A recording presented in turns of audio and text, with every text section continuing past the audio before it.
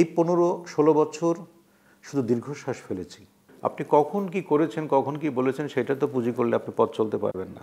অঞ্জনা এখন জনগণের সম্পদ হয়ে গেছে। অঞ্জনা এখন পাবলিক প্রপার্টি। একটা সময় প্রচুর গান গেয়েছি। সবসময় তো একটা মানুষের বাংলা কথায় জোয়ার থাকে না। আজকে যিনি আমাদের অতিথি, তাকে নতুন করে পরিচয় করিয়ে দেবার কিছু নেই। গ্রাম কিংবা শহর, তার গান শুনে মুগ্ধ হননি এমন মানুষ খুব কমই পাওয়া যাবে। তিনি আর কেউই নন, 90 দশকের সারা জাগানো সঙ্গীত শিল্পী মনির খান। আজকে আমরা তার সঙ্গে আলাপ করব। বর্তমানে তিনি রাজনীতি নিয়ে আলোচনায় রয়েছেন। মনির ভাই, কেমন আছেন? খুব ভালো আছি। আপনাকে স্বাগত জানাচ্ছি স্টার নিউজে। ধন্যবাদ আপনাদেরকে। যদিও 2018 সালে আমরা শুনেছি যে একবারে রাজনীতি থেকে আপনি একবারে বিচ্ছিন্ন হয়ে গেছেন এবং ঘোষণা দিয়েছেন রাজনীতি আর করবেন না। তো আবারও কেন আপনি রাজনীতিতে আপনার নামটা জড়ালো? রাজনীতি করব না এই ঘোষণা কিন্তু আমি দেয় নাই। আমি সেখানে বলেছিলাম পদ পদবি থেকে আপাতত দূরে আছি। আপনি সাংবাদিকতা করছেন, আপনি একটা প্রতিষ্ঠানের সাথে যুক্ত আছেন, সেই প্রতিষ্ঠানে আপনি চাকরি করবেন না, তার মানে সাংবাদিকতা ছেড়ে দিবেন এটা কিন্তু না। আমি পদ পদবি ছেড়েছি, রাজনীতি ছাড়ি নাই, দল ছাড়ি নাই। তাহলে তো অন্য কোনো দলে যোগদান করতাম। জুলাই এবং আগস্টের যে আন্দোলন ছিল সেখানেও সক্রিয় ভূমিকা আমি রেখেছি। প্রতিদিনই মিছিল করেছি, প্রতিদিনই এই আন্দোলনে অংশগ্রহণ করেছি। তো সব কিছু মিলিয়ে অন্তর, মন, বিশ্বাস সবই তো বিএনপির সাথেই, ছাত্রদল থেকে আজ পর্যন্ত। যখন ঘোষণা দিয়েছেন তখন বলেছিলেন যে রাজনীতি আপনার জীবনের একটা অ্যাক্সিডেন্ট। প্রত্যেকটা মানুষের জীবনে চলতি পথে তো কিছু ভুল, কিছু ভ্রান্তি, কিছু ভালো, সব কিছু মিলেই তো জীবন। আপনি কখন কি করেছেন, কখন কি বলেছেন সেটা তো পুঁজি করলে আপনি পথ চলতে পারবেন না। আপনার জীবনে অনেক কিছু আপনি বলেছেন, অনেক কিছু করেছেন যেখান থেকে আপনাকে ফিরে আসার দরকার ছিল না, কিন্তু আবার তো ফিরে আসছেন। রাজনীতি নিয়ে আসলে আপনার ড্রিম কি? আপনি কি করতে চান? বিএনপি বাংলাদেশের সবচেয়ে জনপ্রিয় দল। সেই দলের সাথে সম্পৃক্ত থাকাটাও তো একটা ভাগ্যের ব্যাপার, একটা মানসিকভাবে স্বস্তির ব্যাপার। আমার ইচ্ছা হচ্ছে যদি ভালো কিছু বা দল থেকে সেই সুযোগ আমাকে দেয়, আর যদি সুযোগ পেয়ে যায় মানুষের জনগণের রায়, তাহলে এলাকার মানুষের জন্য যেমন শিক্ষা প্রতিষ্ঠান, স্বাস্থ্য ব্যবস্থা, যোগাযোগ ব্যবস্থা, শিশুদের নিয়ে সব কিছু মিলিয়ে এলাকার বেকারদের কর্মসংস্থান, যেখানে যা জনকল্যাণে প্রয়োজন সেগুলো করার দৃঢ়ভাবে ইচ্ছা পোষণ করি। শিল্পীদের রাজনীতি করা নিয়ে আসলে নানান প্রশ্ন উঠেছে, এই যে শিল্পীরা কেন রাজনীতি করবে। কেউ বলছে করুক, কেউ বলছে করার দরকার নেই। আমাদেরকে জনগণ ফলো করে, আমাদের কর্মকাণ্ড, আমাদের আচার আচরণ, কথাগুলোও জনগণের অন্তরে শান্তিপূর্ণভাবে যেন সেটা ধরে রাখতে পারে বা তাদের কাছে ভালো লাগে সেরকম কিছু করা উচিত। কিন্তু আমরা কিছু কিছু আছি যারা একটু ক্ষমতা পেলে বা ভালো জায়গায় যাওয়ার পরে সব কিছু ভুলে গিয়ে যেন পরিপূর্ণ রাজনীতিবিদদের চেয়েও বেশি করার ব্যাপারটা আমরা দেখেছি। যার কারণে এই মানুষের মনে একটা ভ্রান্ত ধারণা এসছে যে শিল্পীদের রাজনীতি করা উচিত নয়। কেন না, শিল্পীরাই বরং রাজনীতি করবে, কারণ সাধারণ মানুষের পালস শিল্পীরা বোঝে। আমি যদি বুঝি কোন গান কিভাবে গাইলে জনগণ খুশি হবে, আমি একটা স্টেজে উঠলে যদি 10,000 পাবলিক থাকে, কোন জায়গায় ওরা কোন গান শোনার জন্য একটু চিৎকার করছে সেই গানটি কিন্তু আমি স্টেজে থেকে বুঝেই গাচ্ছি। তাহলে জনগণের পালস, জনগণের চাওয়াটা কিন্তু আমি তাৎক্ষণিক বুঝতে পারছি। তা জনগণের চাওয়ার বোঝার ক্ষমতা তো আমাদের বেশি। তো সেক্ষেত্রে শিল্পীদের রাজনীতি করা অবশ্যই উচিত এবং সেটা যেন মার্জিত পর্যায়ে থাকে, যেন মানুষের কাছে কোনো কষ্টদায়ক পর্যায়ে না যায়। গত 15 বছর আপনি কোনো সরকারি টেলিভিশন, রেডিওতে গান গাইবার সুযোগ পাননি। এটা আপনার জন্য মানসিকভাবে কতটা আপনি বিপর্যস্ত হয়ে পড়েছিলেন? ওই মুহূর্তে প্রতিদিনই প্রায় আমার একটি গানের কথা আমার গাওয়া এবং মিল্টন খন্দকারের লেখা, সুর করা, সেই গানটি প্রতিনিয়ত আমার মনে হতো যে ছোট্ট একটি শ্বাস, তার নাম দীর্ঘশ্বাস।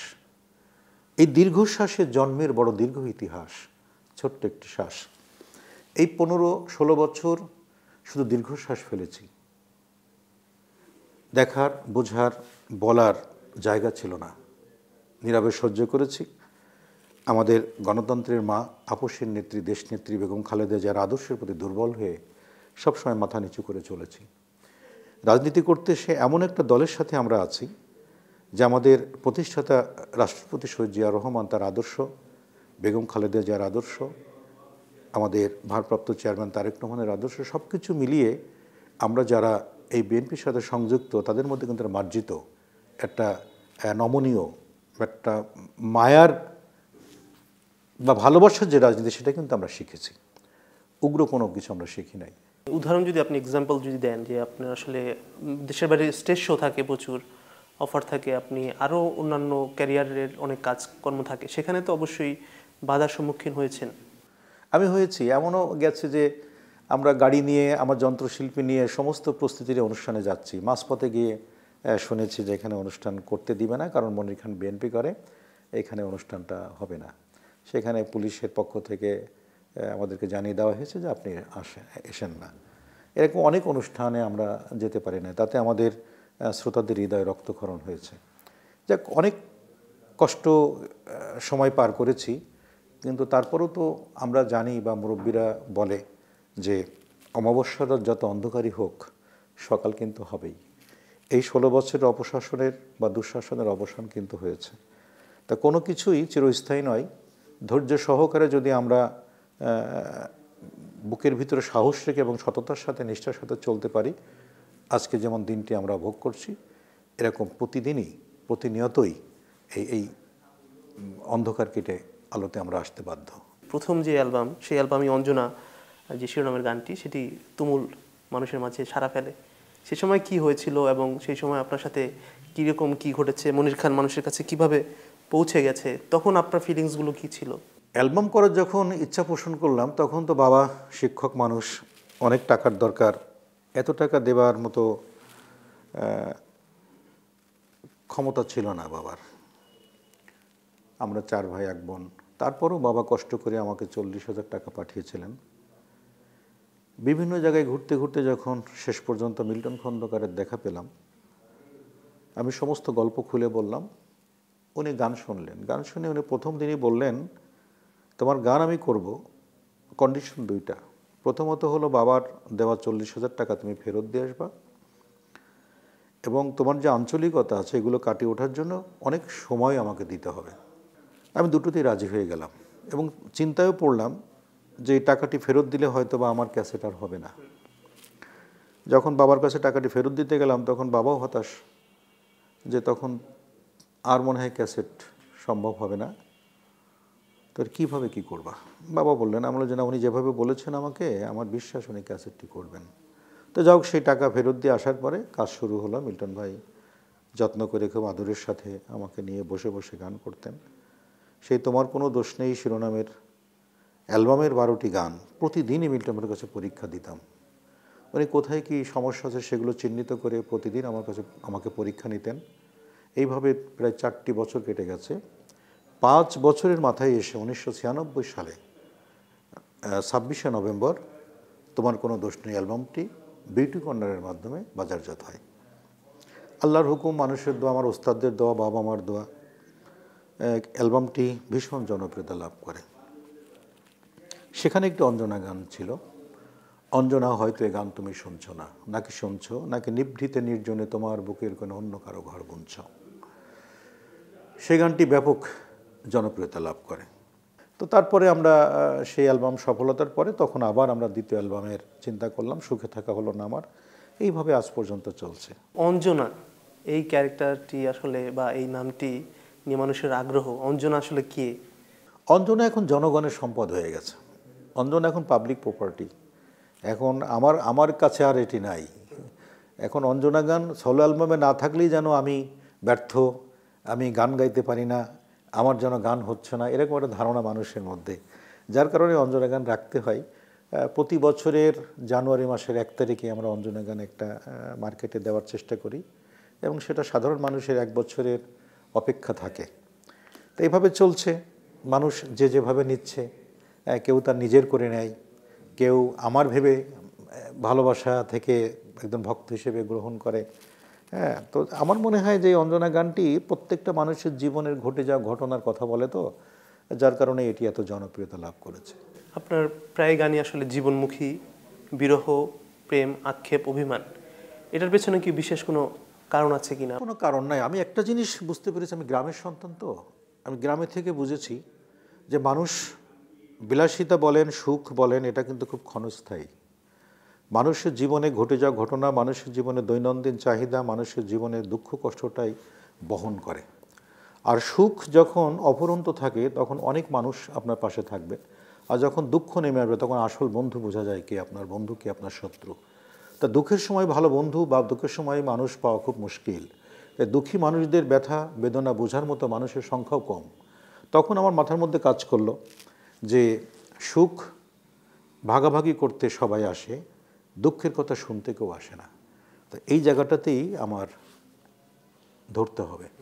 তো তখন আমি সেই জায়গাটাকে বেছে নিলাম এবং romantic, sad romantic, folk, modern folk, আর গ্রামের সন্তান যেহেতু ফোক গান শুনে শুনে অভ্যস্ত, সেই ভাওয়াইয়া, ভাটিয়ালি, পল্লীগীতি, লালন গীতি, রাধারমন, তারপরে আপনার এরকম তো অনেক গান আমাদের, পাগলা কানাই, অনেক গান তখন ছোটোবেলায় শুনতাম। আমি খুব গান পাগল ছিলাম।